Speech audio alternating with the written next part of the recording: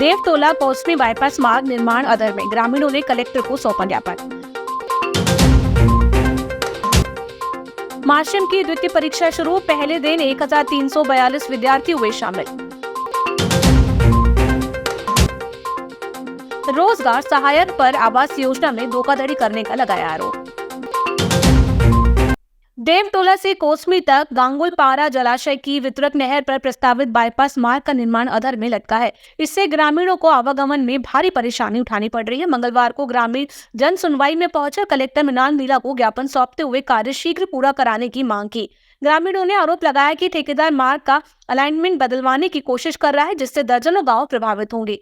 कोसमी के पूर्व सरपंच गगन नकपुरे ने चिताया कि वर्क ऑर्डर अनुसार ही निर्माण होना चाहिए, अन्यथा आंदोलन होगा। इस मार्ग से कोसमी, बगोली, सरेखा और बगदर्रा के किसानों को सीधा लाभ मिलेगा। ग्रामीणों ने निर्माण कार्य पुनः प्रारंभ कर अलाइनमेंट यथावत रखने की मांग की है।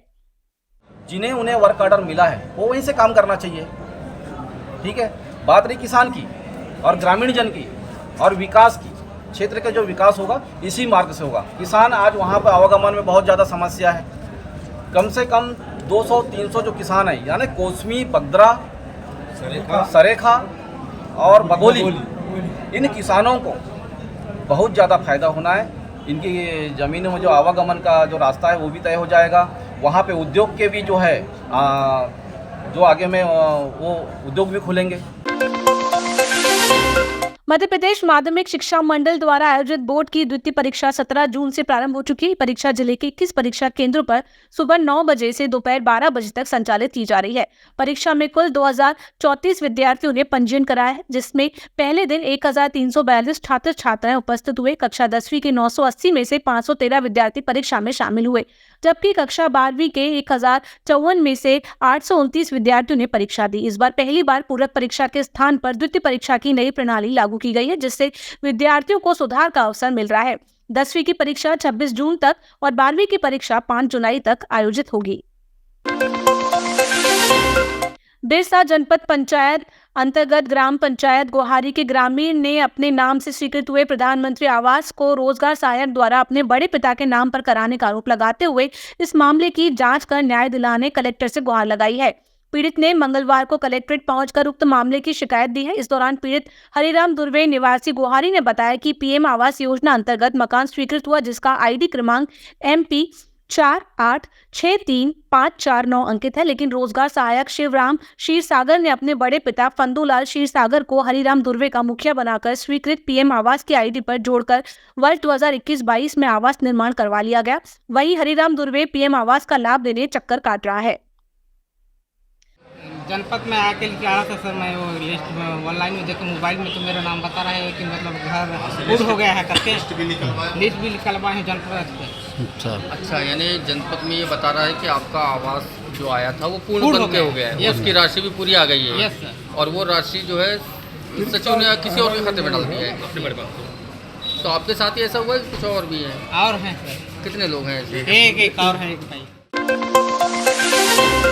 जिले के आदिवासी बाहुल्य बेहद क्षेत्र के ग्राम डाबरी, लातरी, झकोरदा और माहौरदल्ली के ग्रामीणों ने मंगलवार को कलेक्ट्रेट पहुंचकर वन अधिकार का पट्टा दिए जाने कलेक्टर को ज्ञापन दिया है। ज्ञापन देने पहुंचे आदिवासी ग्रामीण कृषकों ने बताया कि वे करीब 35 से 40 वर्षों से इन गांवों में मकान बनाकर निवास कर रहे हैं, वन भूमि पर खेती कर अपना जीवन यापन कर रहे हैं, लेकिन आज तक शासन प्रशासन द्वारा उन्हें वन अधिकार पट्टा दिया गया, ना ही भविष्य की कोई सुरक्षा प्रदान की गई। उन्होंने बताया कि करीब 2 दर्जन परिवार हैं जिन्हें इस वर्ष वन कर्मचारियों द्वारा कृषि करने से रोका जा रहा है। वन भूमि पर कृषि करने पर कार्यवाही करने धमकी दी जा रही है, जिससे उनके सामने जीवन यापन करने का संकट आ गया है।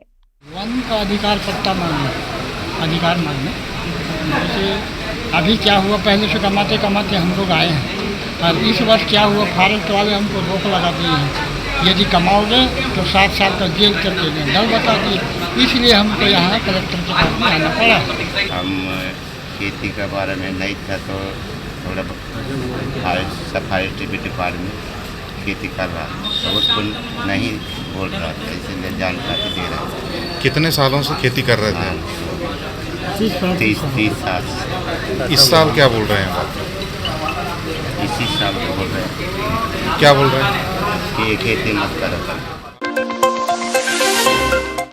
मलाजखंड थाना क्षेत्र अंतर्गत वर्ष 2020 में 5 वर्षीय मासूम के साथ हुए दुष्कृत्य के मामले में बिहार न्यायालय में सख्त फैसला सुनाते हुए आरोपी को आजीवन कारावास व 50,000 रुपए के अर्थदंड से दंडित किया गया है। अपर एवं जिला सत्र न्यायाधीश सुरेंद्र सिंह गुर्जर की अदालत में उक्त फैसला मंगलवार को सुनाया गया।